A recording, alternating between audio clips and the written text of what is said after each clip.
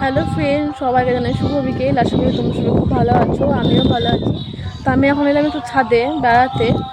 নিচে প্রচণ্ডই গরম বলে সে ভ্যাপসা গরম, থাকা যাচ্ছে না। তাই ছাদে এলাম একটু হাওয়া খেতে। আর আর্য গিয়েছো দাদুর সাথে বেড়াতে। আর আর্য এলে তো ছাদে ওঠা যায় না, কারণ আমাদের ছাদে এক সাইডটা বাঁধা আছে, পুরো সাইডটা বাঁধা নেই। সেজন্য ওকে ছাদে নিয়ে ওঠা খুব মুশকিল। মেঘও করেছে, মেঘও ডাকছে, মনে হয় বৃষ্টি হবে। বৃষ্টি হলেই ভালো, ওয়েদারটা ঠান্ডা হবে। আর আজকে তো জামাই ষষ্ঠী ছিল।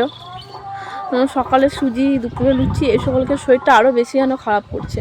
আর আমার না ওই লুচি টুচি একদমই পছন্দ না। খিচুড়িও খাই না, যে সামা চালের খিচুড়ি বা ডালিয়ার খিচুড়ি করে খাবো।